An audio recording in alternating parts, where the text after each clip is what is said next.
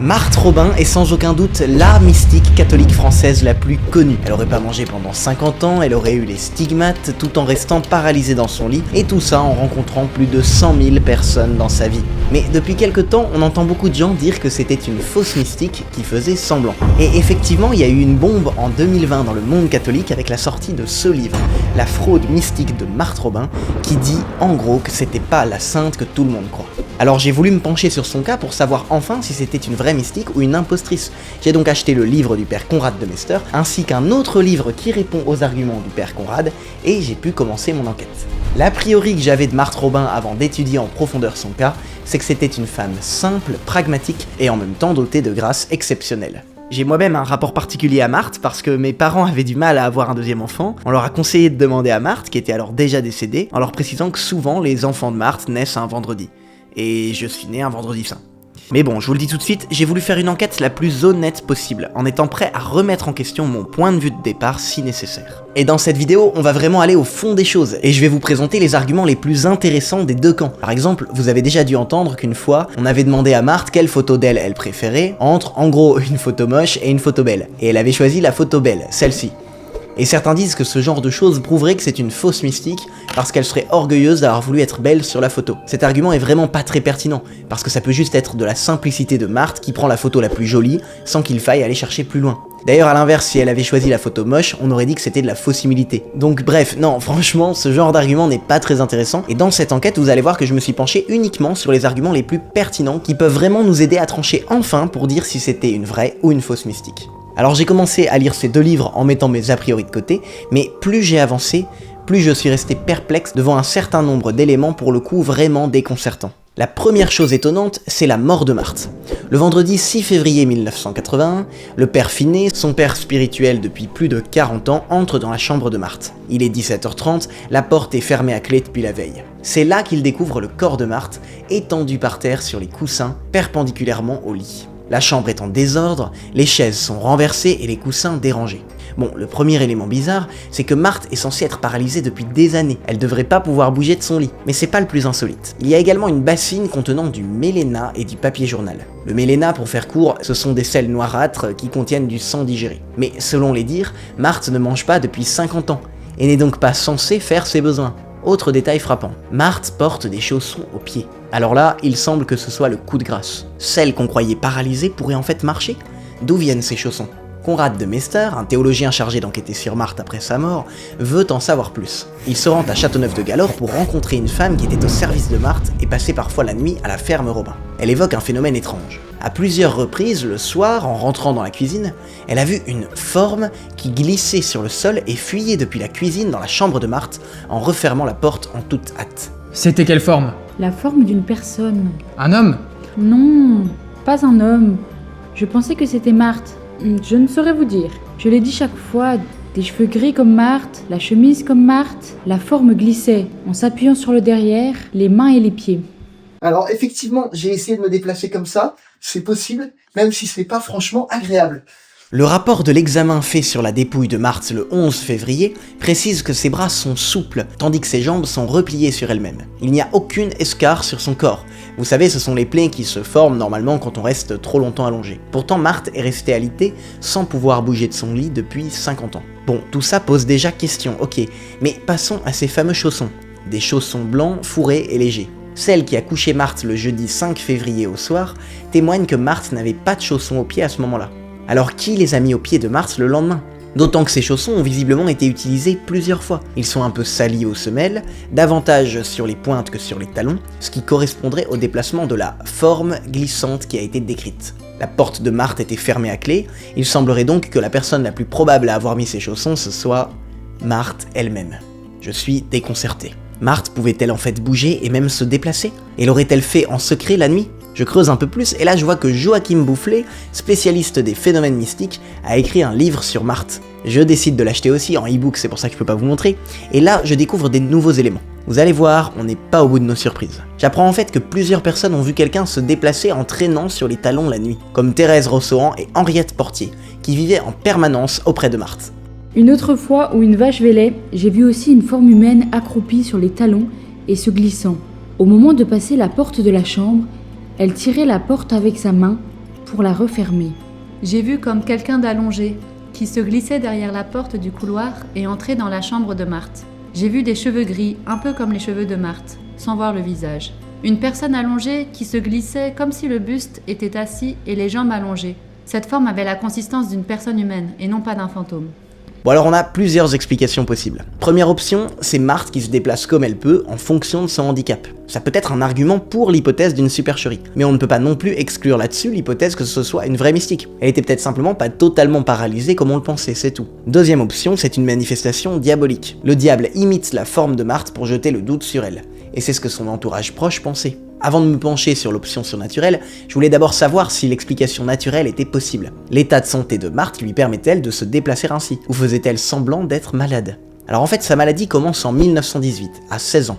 Maux de tête, troubles de la vision, vomissements, douleurs aux jambes, au dos, avec des périodes de crise qui vont jusqu'au coma et des phases de rémission.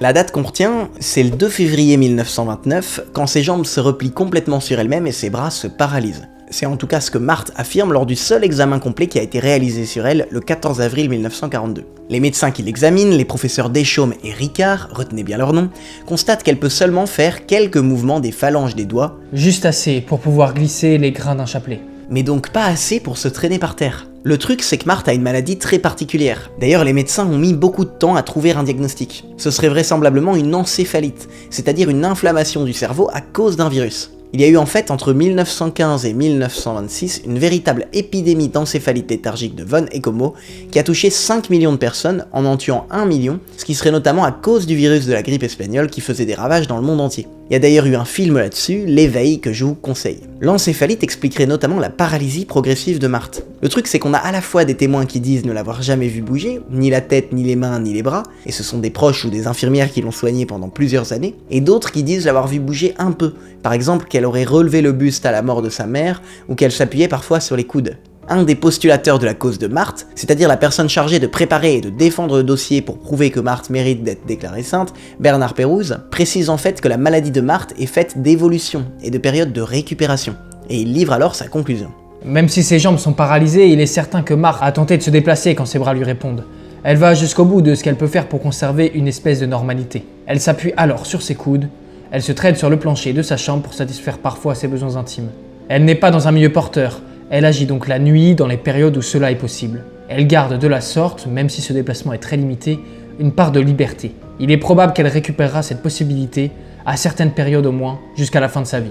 Bon, ok, pourquoi pas, ça pourrait expliquer ces mystérieux déplacements nocturnes. Mais est-ce que c'est une simple hypothèse? Peut-on la confirmer? C'est ce qu'a essayé de faire le professeur Gilles, en se fondant sur les expertises des médecins et des dépositions de témoins. Dans son rapport, il précise qu'en dehors des périodes de paralysie complète, Marthe a sans doute eu la possibilité de se déplacer quelque peu, misérablement, comme un cul-de-jatte, en position accroupie, les talons contre les fesses, peut-être en s'aidant de ses membres supérieurs comme béquilles. Et c'est une posture qu'il a déjà vue chez des enfants atteints d'encéphalopathie grave. Cette thèse me paraît plausible. Marthe n'avait vraisemblablement pas une paralysie totale, et il est possible qu'elle ait pu se déplacer parfois en rampant. Ça ne voudrait pas forcément dire que c'est une fausse mystique, mais la question logique qu'on peut se poser c'est pourquoi n'a-t-elle rien dit? S'est-elle jouée de tout le monde? D'autant que vous y avez peut-être fait attention, Bernard Pérouse explique clairement qu'elle avait parfois besoin de satisfaire ses besoins intimes, ce qui veut dire qu'elle mangeait. Or, une chose qu'on a largement entendue sur Marthe, c'est qu'elle ne mangeait rien à part des hosties consacrées. Et ça pendant 50 ans. Cette absence d'alimentation, on appelle ça l'inédit. Il y en a eu dans l'histoire et des personnes qui ont été examinées de près, comme Thérèse Neumann. J'ai fait une vidéo sur elle, je vous conseille vraiment d'aller la voir. Elle n'a rien mangé pendant 35 ans et c'est super à tester. D'ailleurs, si vous voulez découvrir d'autres cas de miracles ou d'autres phénomènes surprenants du catholicisme, comme d'habitude, les deux meilleures ressources que je peux vous conseiller et qui sont hyper complémentaires de mes vidéos sont l'initiative 1000 raisons de croire qui propose un magazine, une newsletter et des centaines d'articles passionnants.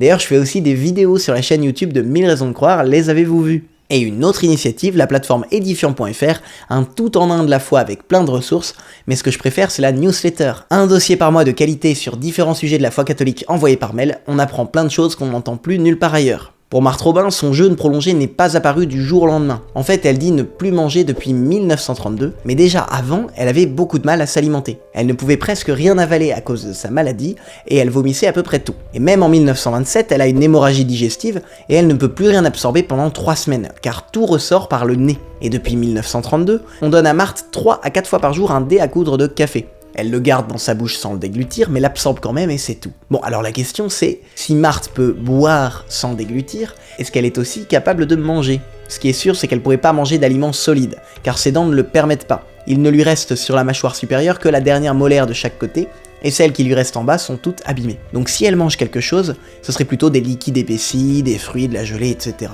Ce qu'on a, c'est que d'abord sa famille est inquiète. Elle considère plus cela comme un handicap que comme un phénomène merveilleux. Et effectivement, son inédit n'est pas un choix, c'est vraiment une conséquence de sa maladie. Son système digestif ne fonctionne pas et même sa déglutition a été fichue en l'air par son encéphalite. Beaucoup de témoins se sont montrés catégoriques, jamais ils n'ont vu Marthe manger ni boire. Il y avait un seul rituel bien attesté, chaque matin le père Finet lui humectait la langue, car sa langue était sèche et elle ne pouvait pas parler. Il avait un petit plateau, une petite tasse, une petite cuillère, de l'eau tiède et un peu de vin blanc dans l'eau. Il faisait alors une espèce de lavage de bouche qu'elle recrachait et qu'on jetait ensuite. Ce qui peut prêter à confusion cependant, c'est qu'il y avait tout le temps des fruits dans une corbeille près de son lit. Alors apparemment, c'est parce qu'elle aimait beaucoup l'odeur des fruits, elle les sentait juste et ça permettait aussi de rafraîchir l'atmosphère. C'était difficile d'aérer à cause de la lumière qu'elle ne supportait pas. Donc parfois, au moment des cerises par exemple, elle aimait qu'on lui en donne une, elle crachait la cerise et gardait le noyau pour saliver. Bon après, si elle prenait de temps en temps une fraise, une framboise ou une pêche dans la corbeille, on n'aurait pas vraiment pu s'en apercevoir. Donc on ne peut pas écarter la possibilité qu'elle ait pu en manger. La question c'est, mangeait-elle en cachette? D'autant plus que je vous rappelle que certains ont vu une forme ressemblant à Marthe se déplacer parfois dans la cuisine. Ou bien a-t-elle caché qu'elle mangeait? Du côté de Marthe, elle a jamais dit qu'elle mangeait pas, mais elle le sous-entend quand elle dit « J'aimerais bien pouvoir manger, pouvoir boire un peu. Je compense en imaginant des menus. » Après, comme le souligne le professeur Gilles, qui a fait tout un rapport sur le cas de Marthe, les expressions comme « je ne mange rien, je n'ai jamais faim, je ne dors pas, etc. » sont monnaie courante chez les malades chroniques. Ils radicalisent leurs symptômes. C'est pas qu'ils aient une volonté de tromper, c'est juste une façon de dire sa souffrance. En fait, pour Marthe, ce qui est sûr, c'est que si elle mangeait, c'était très peu, mais c'est difficile de trancher sur son absence totale d'alimentation. C'était prévu de faire un contrôle en octobre 1942. 4 infirmières devaient se relayer jour et nuit pendant 4 semaines continues dans la chambre de Marthe, sans la quitter une minute, pour voir si elle ne mangeait vraiment rien et si elle ne dormait pas du tout. Malheureusement, le contrôle a dû être annulé, d'abord parce que Marthe déménageait de chambre, et surtout parce qu'il y a eu l'invasion de la zone libre par les nazis en novembre 1942, donc c'est sûr qu'il y avait d'autres priorités à ce moment-là. Donc malheureusement, on n'a aucune observation rigoureuse, contrairement à ce qui avait été fait pour Thérèse Neumann par exemple, qui a été surveillée jour et nuit pendant 15 jours. Bon, et même si on prend l'hypothèse qu'elle n'a rien absorbé ou presque pas, on peut pas forcément dire que c'est surnaturel, parce que selon la règle de Lambertini établie au 19e siècle et que l'Église suit par prudence, les jeûnes prolongés ne sont pas tenus pour miraculeux quand ils débutent par une forme quelconque de maladie, ou quand la personne qui jeûne ne peut continuer l'exercice d'une pleine activité physique, ce qui est le cas de Marthe. Après, il en reste pas moins que même si son jeûne ne serait pas surnaturel à proprement parler, elle ait pu le vivre avec beaucoup de sainteté, offrant ce jeûne à Dieu et se nourrissant de l'essentiel, l'Eucharistie, le corps du Christ. Marthe dit bien que l'Eucharistie est sa vraie nourriture. L'hostie me procure une impression physique de nourriture. Jésus est tout mon corps. C'est lui qui me nourrit. C'est comme une résurrection. Durant toute sa vie de malade, Marthe communiait une fois par semaine, le mercredi soir. Quand j'ai découvert ça, ça m'a étonné, parce qu'en général, les mystiques qui vivent une inédit communient tous les jours. La commission sur son cas s'en est étonnée aussi. Comment se fait-il qu'on portait la communion à Marthe seulement une fois par semaine? Le fait est qu'après avoir communié, Marthe était en extase jusqu'au lendemain après-midi si on ne la rappelait pas. Cela posait des problèmes pratiques. Il fallait aussi tenir compte du fait qu'à partir du jeudi soir, elle était absente. Si on lui avait porté la communion plus souvent, elle n'aurait plus pu parler du tout. Si elle était en extase, elle ne pouvait ni répondre au courrier, ni recevoir. Soit. On aurait aussi constaté d'autres phénomènes extraordinaires. Déjà, elle absorbait l'hostie sans déglutir. Bah oui, c'était ma question. Vu qu'elle pouvait pas déglutir à cause de sa maladie, comment mangeait-elle l'hostie? Voilà une réponse. Des témoins ont vu de leurs yeux l'hostie disparaître quand Marthe ouvrait la bouche. Le père Colomb, qui lui a donné la communion pendant 4 ans, et le dernier mercredi avant sa mort, confirme que L'hostie passait, il n'y avait plus d'hostie et je ne sentais pas de mouvement de déglutition. même en éclairant avec la lampe de poche, la pomme d'Adam ne bougeait pas. Et plus, parfois l'hostie échappait aux doigts du prêtre pour aller se poser d'elle-même sur la langue de Marthe. Plusieurs prêtres affirment que c'était fréquent. L'un d'entre eux précise qu'il l'a expérimenté peut-être 50 fois. Après, d'autres disent ne jamais avoir constaté ce phénomène, d'autant plus que la chambre de Marthe était dans la pénombre car elle ne supportait pas la lumière. Donc, est-ce que c'est un fait réel que l'hostie se soit échappée plusieurs fois des mains du prêtre ou seulement une impression?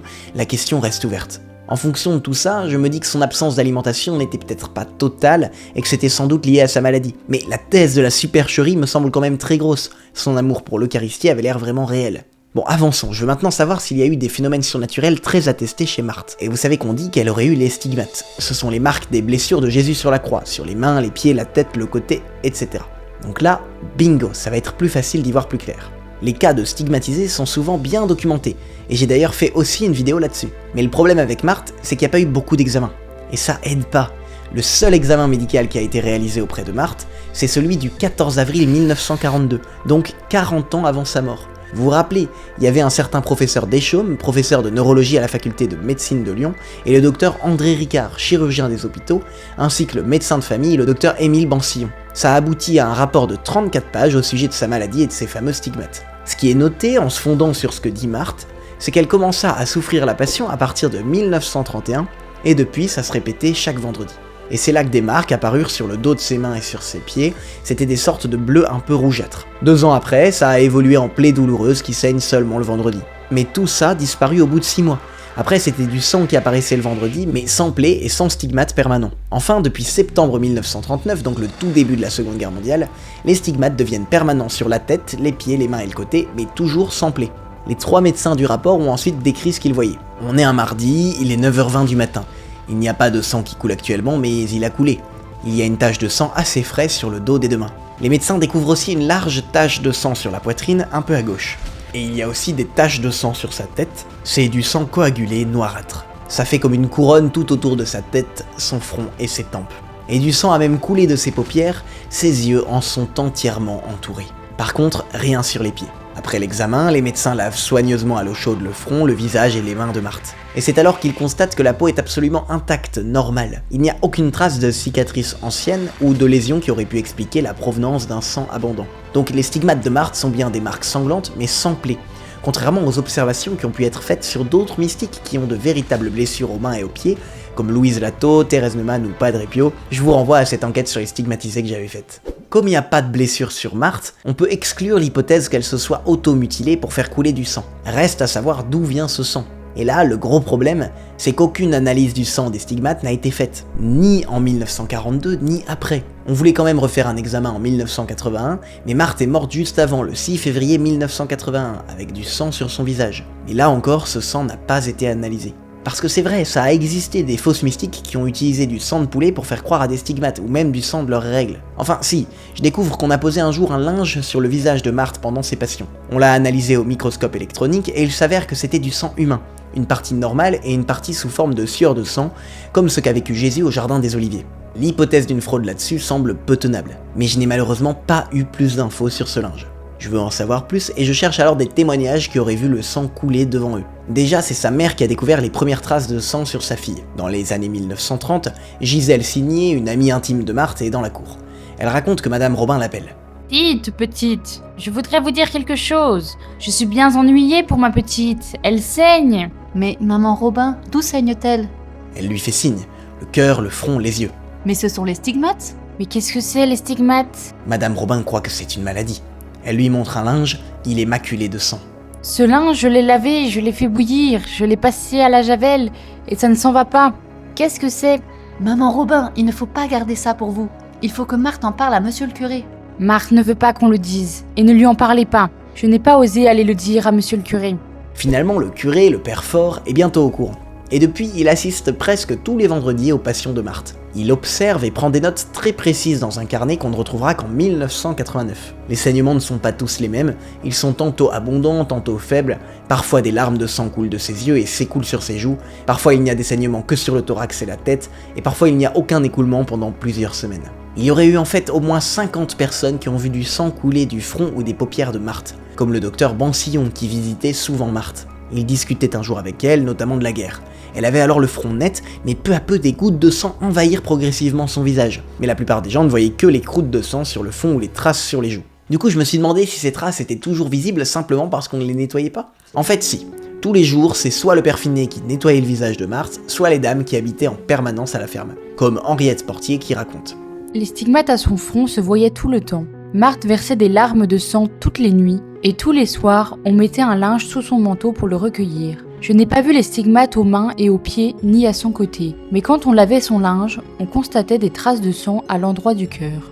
Hélène Fagot, une des toutes premières à être entrée dans le foyer de Châteauneuf, précise qu'elle a vu des mouchoirs tachés de sang le vendredi, du sang frais, parce que Marthe saignait abondamment pendant les passions ou la semaine sainte. Et parfois la quantité de sang était telle qu'il fallait plusieurs linges pour l'épancher. Ok, mais bon, là ce sont que des récits de gens proches, amis de Marthe. Mais je suis tombé sur un témoignage très intéressant. Un neuropsychiatre de Paris, le docteur Alain Assailly, fut sollicité par le père Finet pour étudier le cas de Marthe Robin.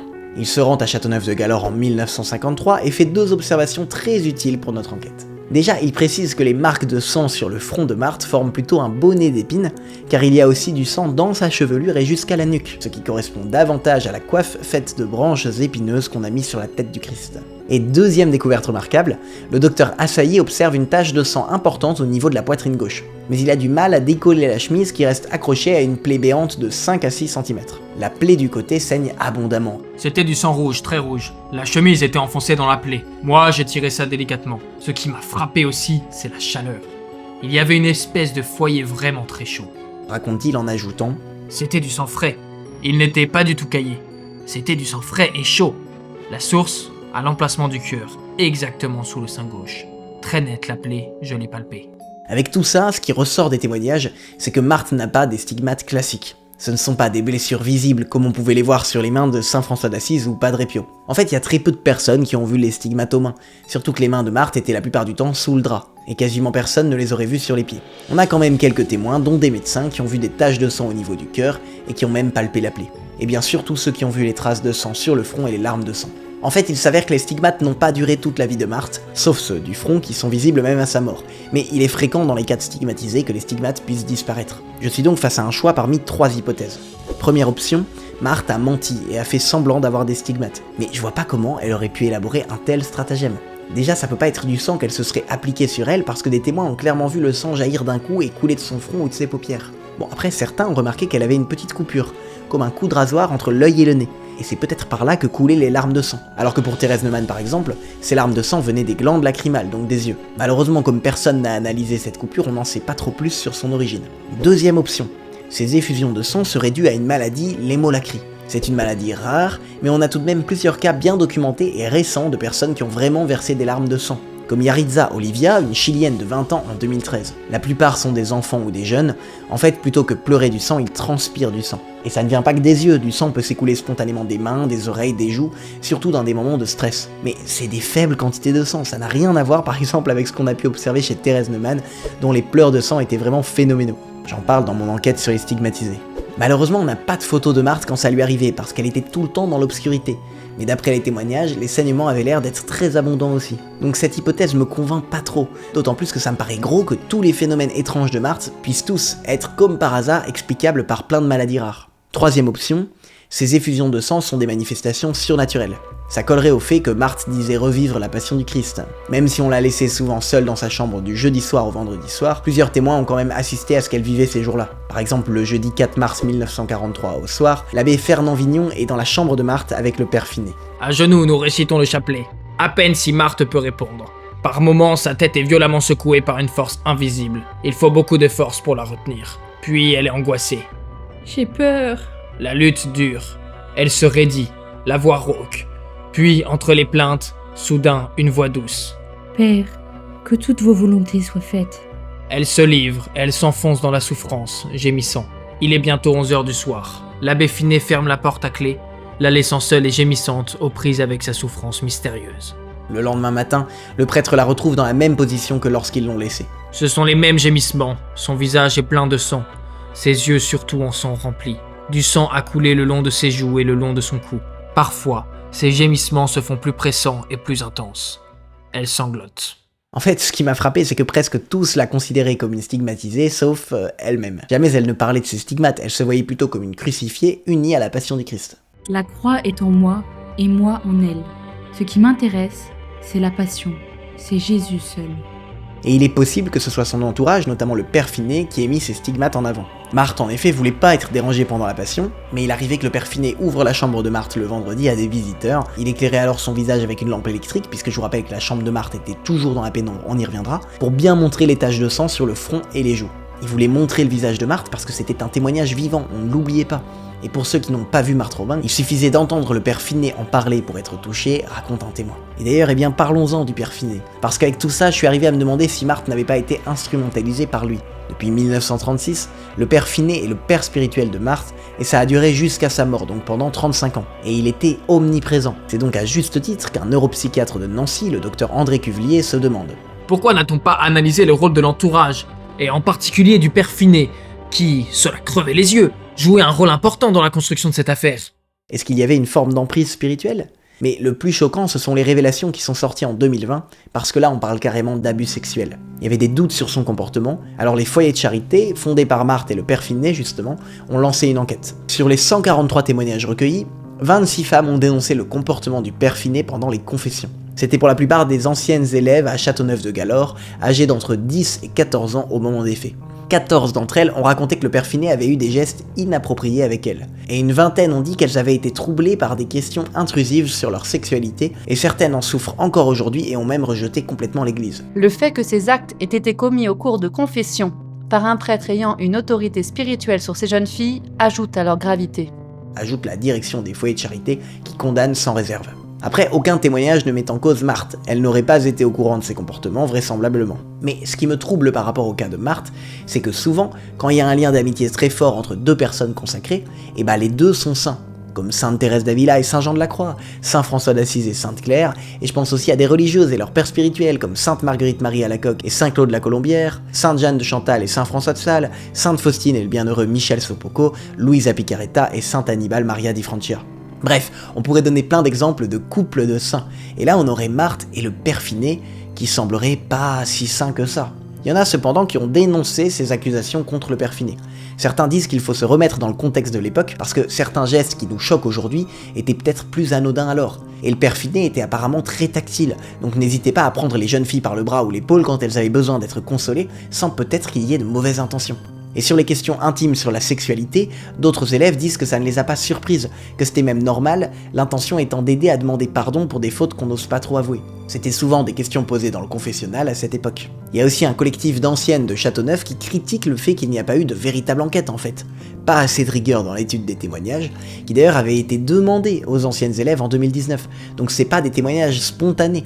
Aucune rumeur ni plainte n'avait été signalée jusqu'à sa mort en 1990. Et même sur les 26 témoignages qui accuseraient le père Finet, certaines anciennes élèves elles-mêmes ont contesté l'usage fait de leurs témoignages, estimant devenir des victimes à leur insu, car les conclusions du rapport transformant leurs témoignages en accusation ne représenteraient pas du tout ce qu'elles ont vécu et ce qu'elles ont voulu dire. Et sur l'ensemble des témoignages, rappelons aussi que 117 étaient favorables. On aurait condamné un mort sans présomption d'innocence. Bon après, c'est pas parce qu'on est mort qu'on ne peut pas condamner des agissements quand c'est prouvé, comme c'est le cas pour l'abbé Pierre par exemple. Mais c'est sûr qu'il faut des preuves solides, irréfutables, parce que par définition le mort ne peut pas se défendre. Et les neveux et nièces du père Finet qui ont aussi réagi en relevant les imprécisions des témoignages à charge. Les confessions ne se passaient jamais dans une chambre par exemple, comme cela a été dit, mais dans une chapelle dont la porte était vitrée ou dans un bureau près du secrétariat. Et les jeunes filles n'étaient pas obligées d'aller se confesser au père Finet, d'autres prêtres étaient disponibles. Même le journal chrétien de gauche Goliath exprime ses doutes sur ce rapport très flou finalement, car il a été rédigé par la direction des foyers de charité dans un moment où on voulait faire passer des réformes et évincer justement la figure un peu trop envahissante de leur fondateur, le père Finet.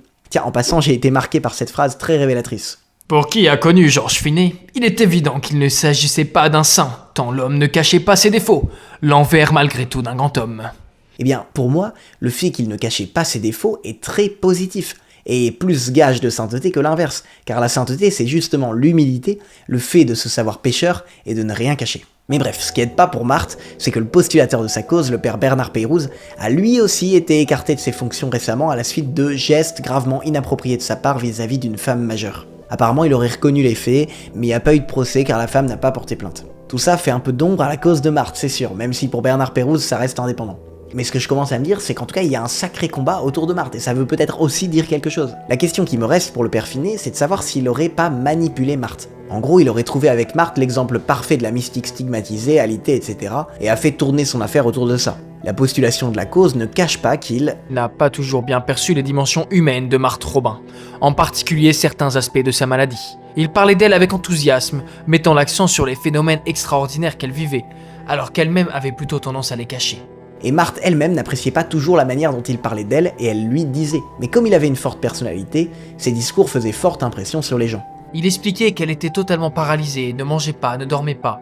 Il parlait avec autorité, ce qui donnait à son propos le poids d'une vérité établie, impressionnait et faisait grandir une admiration sans limite pour elle.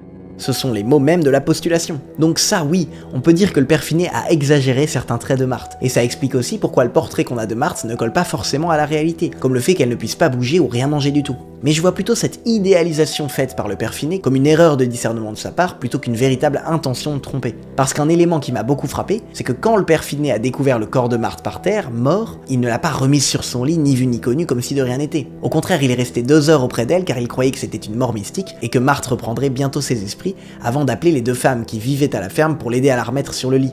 Il n'a pas non plus caché les chaussons ou le méléna, donc visiblement de son côté il n'avait aucune supercherie à cacher.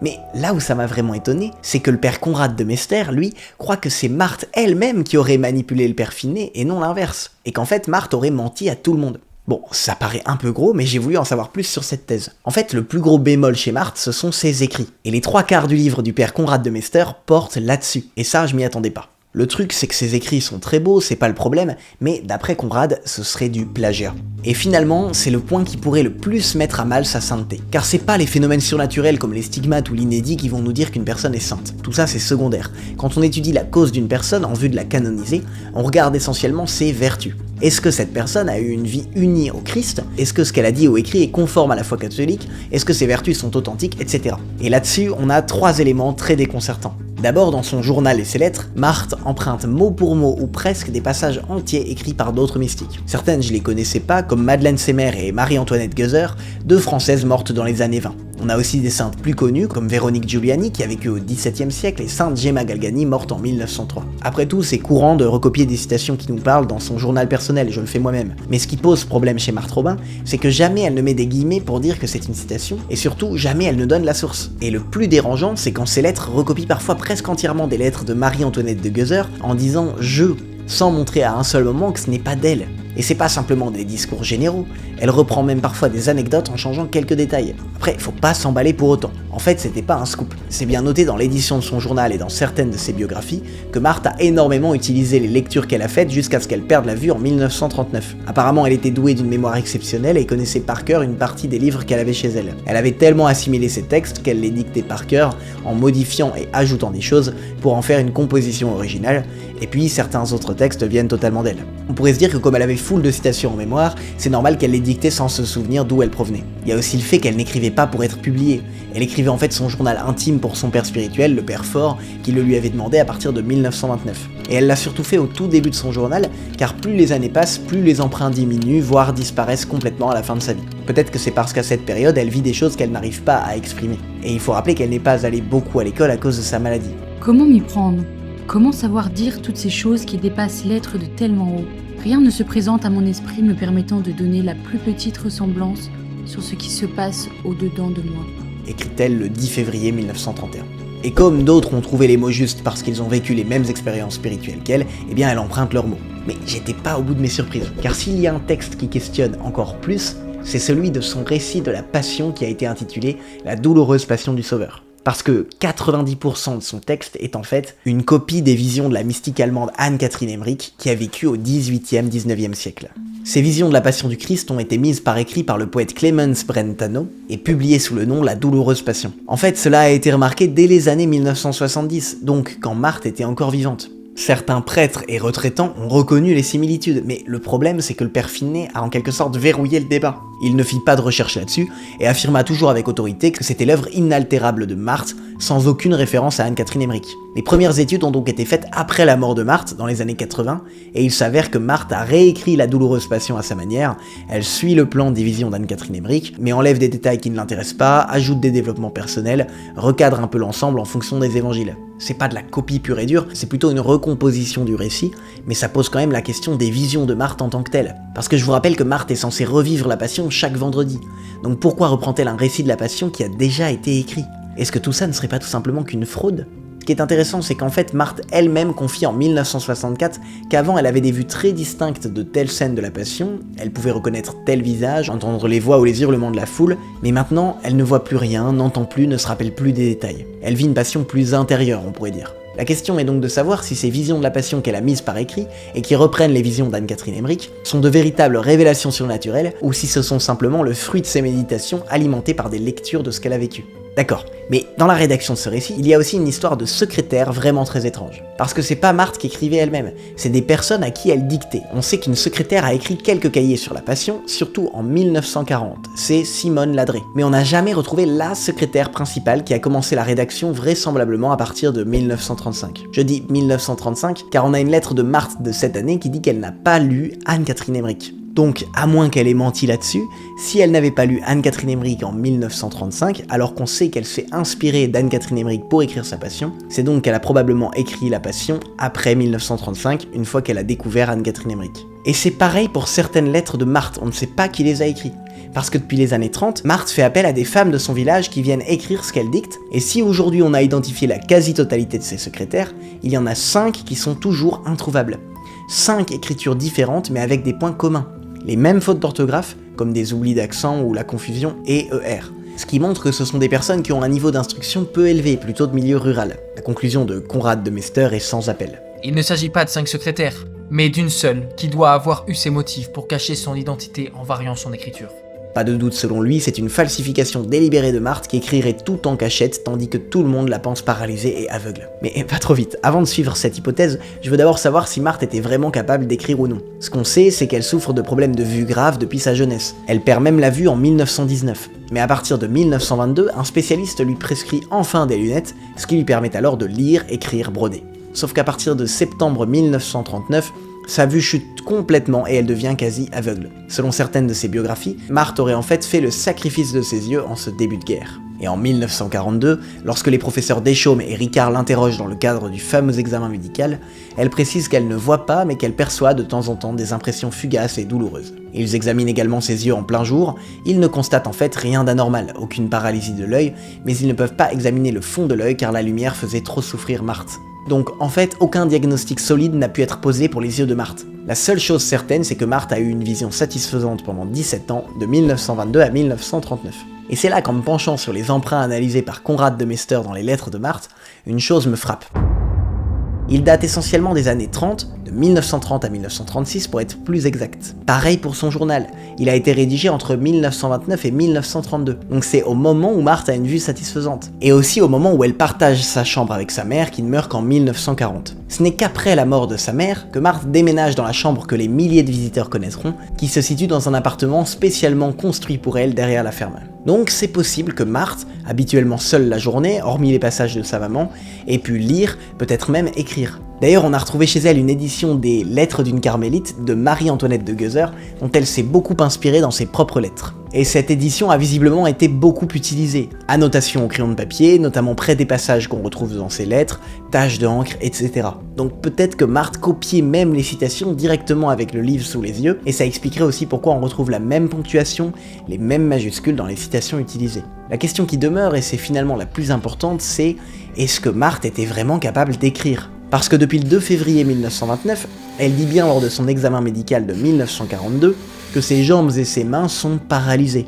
Et effectivement, en l'examinant, vous vous souvenez que les médecins constatent qu'elle ne peut bouger que quelques phalanges. Donc c'est pas assez pour pouvoir tenir une plume ou un crayon dans les mains. Certains disent l'avoir vue écrire avec sa bouche. Mais vous vous rappelez aussi que la maladie de Marthe était faite d'évolution, et qu'on a pu vraisemblablement la voir se déplacer. Donc si elle peut se déplacer en s'appuyant sur ses coudes ou ses mains, il est possible qu'elle puisse aussi bouger ses doigts pour écrire. D'ailleurs, sur sa dépouille, les médecins ont constaté qu'elle avait les bras souples, ce qui n'aurait pas eu lieu d'être si elle les avait tenus raides pendant 40 ans, ou même pu croiser ses doigts. Avant de suivre l'hypothèse que Marthe écrivait même après 1929, il me restait quand même à analyser les rapports de graphologie qui ont été réalisés sur les textes suspects. Par exemple, pour les cahiers du récit de la Passion de la secrétaire non identifiée, sur 4 experts graphologues consultés, il y en a un qui identifie 13 ou 14 écrivains différents, et aucune écriture qui ne viendrait de la main de Marthe. Mais les 3 autres ont une toute autre conclusion. Tous ces écrits peuvent être attribués à la main de Marthe Robin. C'est une écriture homogène mais polymorphe, c'est-à-dire qu'elle varie parfois dans la forme des lettres. Ce qui est intéressant aussi quand on analyse une écriture, c'est qu'on peut deviner la personnalité de la personne qui écrit. Et là, les experts sont formels. Les variations de son écriture ne sont pas un signe de duplicité, mais plutôt une richesse. La franchise est totale, rien n'est fabriqué pour tromper, mais tout est intériorisé. Une force cachée anime les écrits. Une femme de feu, feu intériorisé mais rayonnant. Donc il ne semble pas que Marthe ait une volonté de tromper ou de masquer ses différentes écritures. Ces variations dépendraient peut-être plutôt de ses différentes phases de rémission, et puis aussi certainement des médicaments qu'elle prenait, qui peuvent altérer l'écriture. L'hypothèse de la supercherie me semble donc de plus en plus douteuse, mais j'ai quand même voulu remonter à l'origine. Sur quoi est-ce que le père Conrad s'appuie pour expliquer que Marthe aurait joué la mystique en mentant à tout le monde pendant 40 ans ? Pour lui, tout remonterait à son origine. Plusieurs habitants de Châteauneuf ont raconté que la naissance de Marthe a provoqué une dispute entre Madame et Monsieur Robin, à tel point que Madame Robin a dû trouver refuge chez ses parents avec Marthe qui venait de naître. Finalement, après négociation, Amélie Robin est revenue vivre à la ferme et Joseph Robin a reconnu Marthe comme sa fille en mairie 2 jours après la naissance. On connaît pas la cause de cette dispute de manière certaine, mais le bruit a couru que c'était parce que Madame Robin avait eu une relation avec un commis agricole et que Marthe serait en fait le fruit d'un adultère. Comme Marthe aurait été marquée dans l'enfance par le rejet de son père et qu'elle a souffert de solitude dans sa jeunesse, elle aurait senti un besoin de reconnaissance tel qu'elle se serait inventé sa vie de mystique. Ça me paraissait un peu gros, mais je voulais en savoir plus là-dessus. Déjà, la thèse de l'adultère, Conrad de Mester n'est pas le premier à l'avancer. Même Bernard Pérouse l'évoque. Mais en fait, on n'a pas de preuves solides pour démontrer cette hypothèse. Car la dispute entre Monsieur et Madame Robin peut s'expliquer autrement. Par exemple, par la déception que Monsieur Robin a pu avoir en voyant que c'était encore une fille, et la 5e de la famille sur 6. Donc, encore une qui ne pourra pas aider aux travaux des champs, par exemple. Par contre, il est vrai que Monsieur Robin n'a jamais été très proche de Marthe, et Marthe elle-même en a souffert. Il n'hésitait pas à dire qu'elle servait à rien, et elle raconte même dans une lettre à une amie en 1927 que depuis 5 ans qu'elle est malade, Il ne s'en est pas tourmenté plus que pour son chien. Après, il est possible que Marthe elle-même ait été convaincue de son origine. On a en effet retrouvé après sa mort des notes de sa couturière, Francine Bonnet, sur leurs entretiens réguliers. Un jour de 1923, Marthe rentrait d'une cure mais savait qu'elle ne guérirait pas. Francine Bonnet évoque alors l'origine de Marthe. La maladie pouvait en effet en être une conséquence car le présumé père biologique, le commis agricole, avait la syphilis. Et Marthe a répondu « Si je suis ainsi, c'est d'abord la faute à mes parents. Dieu me préserve de les blâmer. Mais c'est ainsi. » Mais bon, 4 ans plus tard, dans la même lettre de 1927, elle se définit par rapport à son père comme « Le sang de son sang. » Et comme on n'a jamais fait de test ADN, on pourra pas savoir ce qu'il en est vraiment. Quoi qu'il en soit, quelle que soit son origine, c'est sûr que toutes ces rumeurs peuvent être vraies, et la relation difficile avec son père ont certainement provoqué des blessures psychologiques. Mais bon, de là à dire qu'à cause de ça, Marthe est devenue une hystérique qui a simulé et manipulé pendant 50 ans, il y a un pas. Surtout que ce besoin de reconnaissance qu'évoque Conrad de Mester, qui rappelons-le n'a jamais rencontré Marthe, ne correspond pas à ce qu'en disent les témoins qui ont approché Marthe de près. Le docteur Assaï, un psychiatre qui a examiné et accompagné Marthe pendant 30 ans, explique que l'hystérie se manifeste par la mythomanie, la vanité souvent puérile et l'hypersuggestibilité du malade. Or, si l'on considère Marthe, il n'y avait rien de tout cela.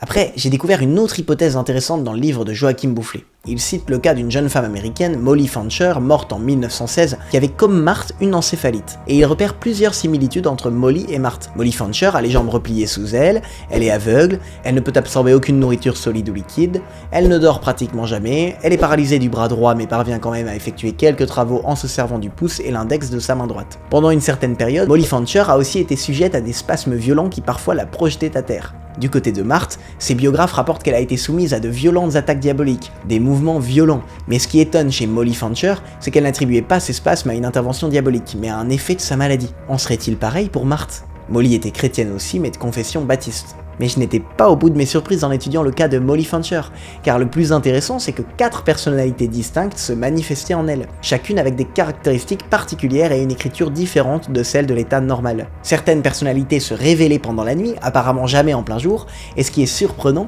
c'est que ces personnalités se connaissaient l'une de l'autre et étaient curieuses de connaître le caractère et les agissements des autres. Est-ce que ça pourrait expliquer cette énigme de secrétaire introuvable pour Marthe ? C'est une thèse développée par le docteur Cuvelier qui s'est penché sur le cas de Marthe. Lorsqu'on connaît la personnalité simple, assez frustre, sans culture scolaire de Marthe Robin, on comprend difficilement les propos tenus dans ses extases, et surtout le sens spirituel et théologique affiné qui lui permet de réunir des textes hétérogènes pour en faire un tout cohérent.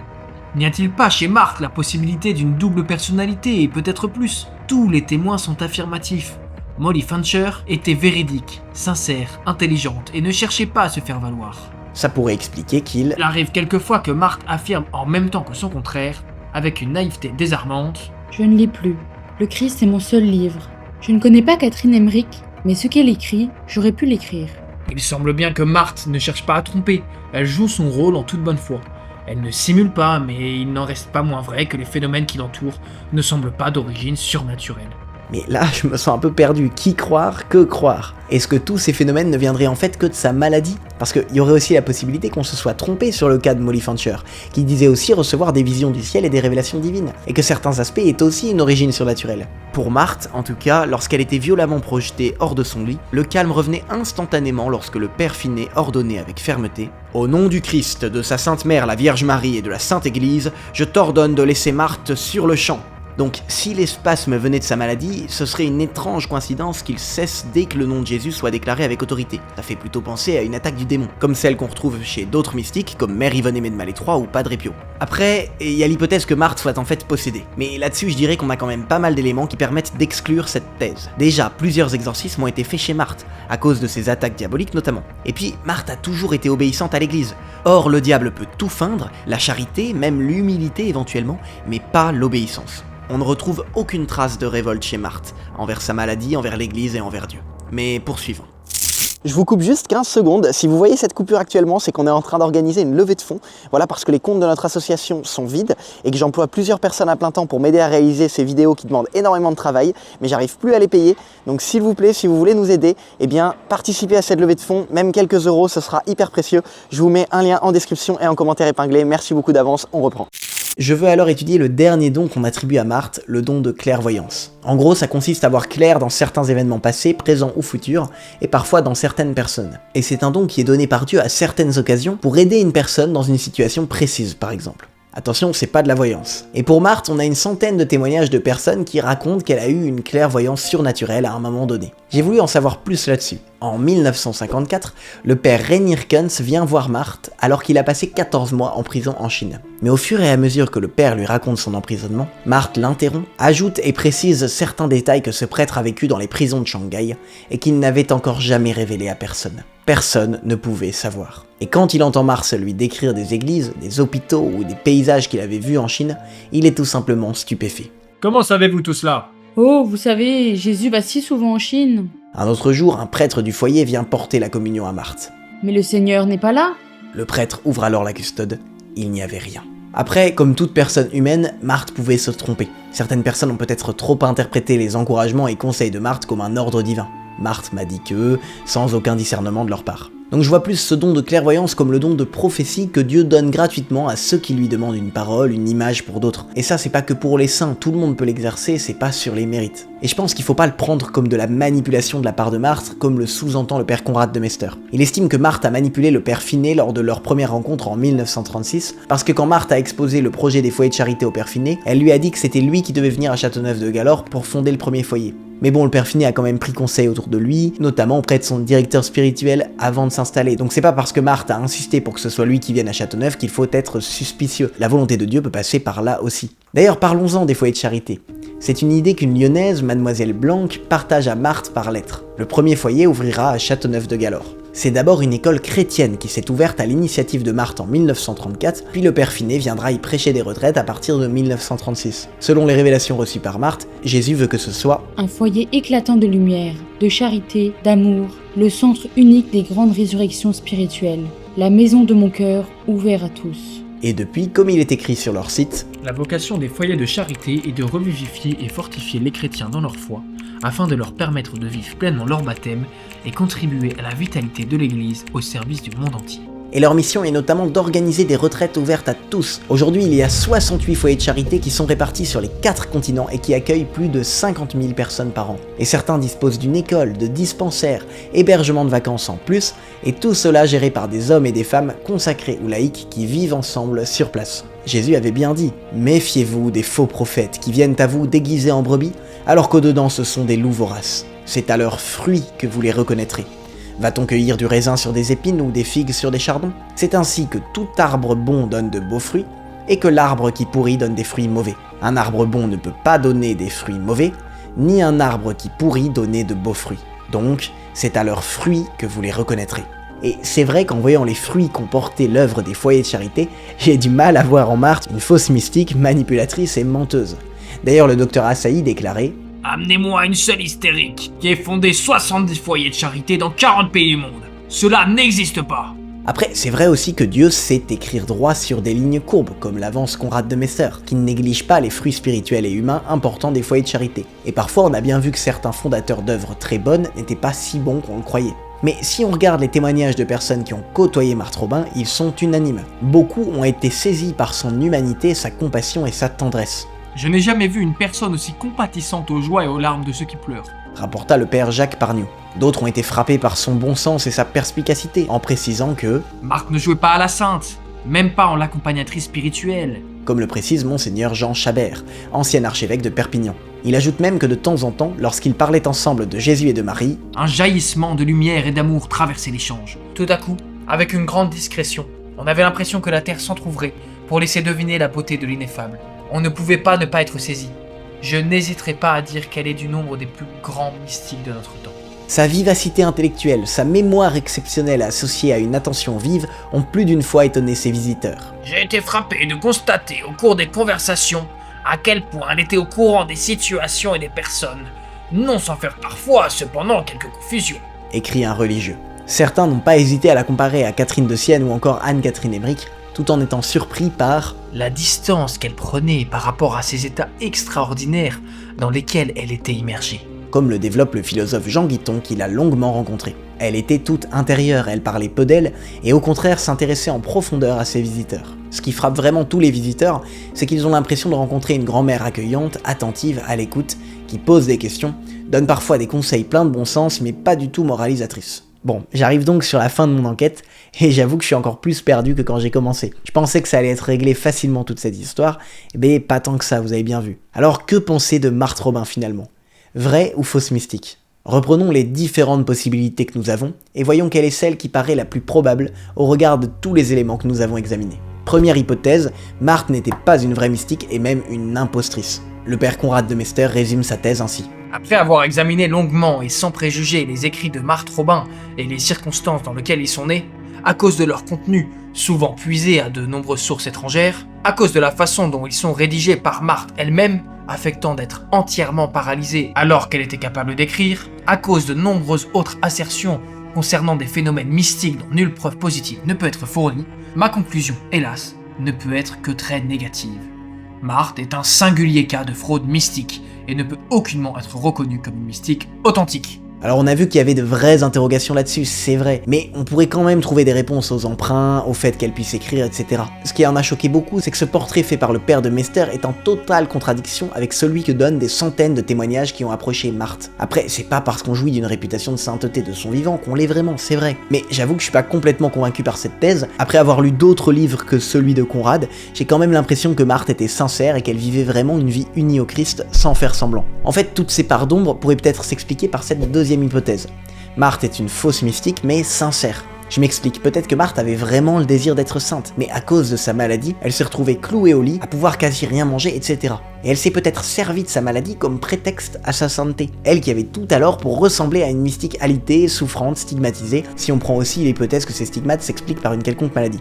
Et c'est pour ça qu'elle cachait qu'elle pouvait bouger et manger un petit peu, parce que ça aurait fait de l'ombre à l'image qu'elle voulait donner aux autres d'une mystique. Mais tout ça sans volonté profonde de tromper, ce serait plutôt lié à une idéalisation à laquelle elle aurait voulu correspondre, et à un concours de circonstances, comme les maladies qui lui auraient tendu une perche plus qu'alléchante pour prendre cette voie-là. Bah oui, parce que quand on voudrait être mystique, et qu'une maladie nous cloue au lit et nous fait saigner du sang, c'est quand même une sacrée perche tendue. Et plus les années passaient, peut-être que plus elle est restée coincée et enfermée dans ce rôle, et pouvait plus faire de retour en arrière, ça lui aurait coûté trop cher. Et d'ailleurs, en plus, elle aurait peut-être eu aussi cette maladie qui faisait qu'elle avait une double ou triple personnalité, et ne savait donc pas tout d'elle-même, elle n'était pas forcément consciente qu'elle écrivait ou se déplaçait parfois. Ça pourrait paraître un peu gros quand même, car comme par hasard, elle aurait à la fois eu une maladie lui permettant de peu s'alimenter, en même temps que la maladie de l'hémolacrie qui permet de pleurer du sang, en même temps qu'une double personnalité, etc.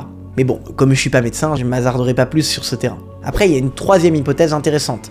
Marthe aimait sincèrement Dieu, avait reçu quelques phénomènes mystiques comme les stigmates par exemple, mais on en a trop fait une légende. En gros, les gens qui venaient la voir avaient une image idéalisée d'elle à cause notamment du père Finet, car quand celui-ci présentait Marthe aux retraitants, il récitait une sorte de texte canonique d'1 heure et demie qui donnait l'image d'une personne hors du commun. Il insistait surtout sur les phénomènes mystiques les plus spectaculaires, en expliquant qu'elle était totalement paralysée, qu'elle mangeait pas du tout, qu'elle dormait pas, et comme il parlait avec autorité et avec beaucoup d'enthousiasme, et ben ça donnait du poids à son discours et ça impressionnait. D'autant que Marthe était incritiquable au sein du foyer. Et plusieurs personnes après la mort du père Finet en 1990 ont bien dit qu'il enjolivait certaines choses, et que surtout c'était lui qui dirigeait tout, même Marthe. Donc ce serait peut-être le père Finet qui aurait forgé une légende dorée, que Marthe ne voulait pas forcément, et du coup certainement qu'elle était un peu bloquée dans ce rôle sans trop le vouloir. Et ça pourrait expliquer pourquoi elle n'a rien dit sur le fait qu'elle ait pu écrire des lettres ou des textes, se déplacer parfois, peut-être même manger un petit peu de temps en temps, etc. Et cette hypothèse n'empêche pas du tout que Marthe soit sainte, parce qu'être saint c'est avant tout aimer Dieu d'un cœur humble et sincère. C'est d'ailleurs plutôt la conclusion de son procès en béatification que l'on appelle la positio. Ce n'est ni pour les stigmates, ni pour l'absence de nourriture que le pape François a déclaré Marthe Robin vénérable en 2014. C'est pour la manière dont elle a vécu une authentique vie chrétienne, un don profond à Dieu, dans les conditions particulièrement difficiles qui ont été les siennes. 3 traits caractéristiques de son chemin de sainteté ont été particulièrement soulignés. Son intimité avec le Seigneur, sa charité sans défaut, pleine de compassion et de discernement, son sens de l'Église, qu'elle aimait intensément et à laquelle elle se remettait toujours. Il y aurait d'ailleurs eu un miracle obtenu par l'intercession de Marthe et qui a été déposé à Rome en novembre 2024. Il s'agit d'une femme française enseignante qui a été guérie de façon subite et complète d'une maladie de dégénérescence visuelle. Mais on n'a pas les détails précis parce que le miracle est encore étudié par la congrégation pour la cause des saints.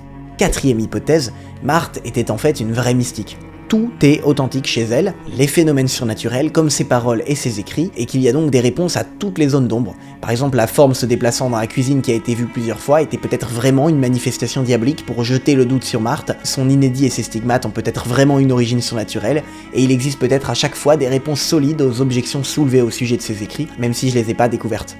Et tous ces doutes jetés sur elle révéleraient qu'il y a un vrai combat, comme il y en a eu pour d'autres mystiques, comme par exemple pour Padre Pio qui a été accusé par des prêtres et même un évêque d'avoir fait lui-même ses stigmates et qui fut interdit pendant un temps de célébrer la messe en public. Tout ça avant que la vérité ne refasse surface. Pour Marthe, on peut espérer que ce soit pareil, et qu'un jour on découvre enfin la vérité. Dans tous les cas, ça viendra, car après tout, comme le disait saint François de Sales, la vérité c'est comme la barbe, ça repousse toujours. Et en fait, on la connaît peut-être déjà la vérité, parce que l'enquête sur la vie et les vertus de Marthe a été réalisée entre 1988 et 1996. C'est pas nouveau donc. Et c'est au cours de cette enquête que le théologien Conrad de Mester a été chargé d'évaluer les écrits de Marthe. Il a fait un rapport de 336 pages, et tout ça fait partie de l'énorme dossier sur Marthe qui fait plus de 3000 pages. Donc les critiques du père Conrad de Mester ont déjà été examinées par la Congrégation pour la cause des saints, il y a apparemment eu des contre-expertises, des mises au point, et tout ça a déjà abouti à un jugement, roulement de tambour, un jugement positif sur l'héroïcité des vertus de Marthe. Première étape pour ensuite aller vers une béatification. Mais alors, où sont ces 3000 pages? Qui peut les consulter? Et là, j'avoue que s'il y avait plus de transparence sur les dossiers des personnes qu'on veut déclarer saintes, bah ça faciliterait bien la tâche. Parce que nous, on n'a pas accès aux arguments qui répondent aux objections faites par Conrad de Mester. Alors c'est vrai qu'il y avait ce livre, mais il répond pas à tout, et il reste quand même des zones d'ombre. Ce serait bien de manière générale de pouvoir avoir accès aux rapports pour et contre de la cause de canonisation de quelqu'un, enfin bref, qu'il y ait plus de transparence. Donc je suis désolé, mais pour une fois, la conclusion de mon enquête va être un peu frustrante, parce qu'en l'état actuel des connaissances que j'ai pu rassembler, moi je peux tout simplement pas vraiment trancher entre les 4 hypothèses. J'affirmerai pas que c'est une fraude mystique, parce que je pense qu'on n'a pas assez d'éléments pour en être sûr et je veux pas me retrouver en guerre contre Dieu. La thèse de multiples maladies est peut-être possible, mais ça me paraît un peu gros. J'opterai personnellement plus pour la 3e hypothèse, à savoir que Marthe a vécu sa vie de manière sainte, qu'elle a peut-être eu des phénomènes mystiques, mais qui ont sans doute été exagérés. Après, vous n'êtes pas obligé d'être d'accord avec moi, mais en tout cas, ce qu'on peut dire, c'est que le cas vraiment hyper complexe de Marthe Robin était vraiment un bon exercice de discernement. Et en tout cas, moi, je peux pas compter son cas comme un miracle de façon certaine dans ma série sur 100 miracles catholiques. Mais c'est pourtant ce que j'avais prévu de faire avant de me lancer dans cette enquête. En faisant cette vidéo, j'étais quasi sûr de la conclusion que ça allait donner. Mais je vous avais dit que ça allait être une enquête honnête, et moi-même j'ai été chamboulé par tout ce que j'ai découvert. Donc même si c'est pas forcément ce que vous auriez voulu entendre, au moins vous pouvez être sûr que j'ai essayé d'être le plus exact et le plus juste possible, et même si finalement cette vidéo permet peut-être pas de trancher de façon certaine, j'espère que maintenant vous aurez tous les éléments pour vous faire votre propre avis. Finalement, je crois qu'en l'absence de plus de transparence de la part de la commission sur les 3000 pages de son dossier, c'est un dossier tellement complexe et avec tellement de zones d'ombre aujourd'hui qu'il faut accepter qu'on pourra peut-être pas être vraiment absolument certain d'une hypothèse ou d'une autre, et donc il convient pour l'instant de rester prudent et de s'en remettre au jugement de l'Église, surtout quand celui-ci sera définitif. Mais le but de cette vidéo n'est pas de vous troubler. Si vous aimez lire les écrits de Marthe, continuez. Il n'y a pas d'enjeu, on peut continuer à lire ce qu'elle a écrit, qu'elle ait emprunté des passages à d'autres mystiques ou non, puisque de toute façon ça reste des écrits très profonds, spirituels, qui rapprochent de Dieu. Il n'y a pas de choses contraires à la foi catholique ou d'erreurs graves. Par contre, du coup j'en profite au passage pour vous faire remarquer que pour le coup, vous pouvez être sûr que les autres miracles dont je parle dans ma série de vidéos, c'est du solide. Et que quand je dis que quelque chose est un miracle, c'en est vraiment un. Sur les 19 miracles déjà sortis, il y a plein de preuves qui attestent de guérisons miraculeuses, de phénomènes surnaturels comme les stigmates, des bilocations, des apparitions de la Vierge, etc. Allez voir tous les miracles qui sont déjà sortis sur ma chaîne, c'est du lourd. Et finalement, en passant toutes ces heures à étudier le cas de Marthe Robin, ça m'a vraiment questionné sur qu'est-ce qu'un saint au fond. Un saint, c'est pas quelqu'un qui fait tout de manière parfaite ou qui fait plein de miracles. Non, faut faire attention parfois aux légendes dorées qui sont données sur tel ou tel saint. Les saints, c'était des pécheurs avant tout, mais qui le savaient humblement, qui pouvaient être forts avec la grâce de Dieu, mais aussi fragiles, qui pouvaient avoir leurs doutes, leurs combats, leurs frustrations, et qui ont fait des erreurs comme tout le monde, mais qui ont cherché à aimer jusqu'au bout de leur vie Dieu, leur prochain, et pratiquent des vertus en essayant de suivre leur modèle, Jésus.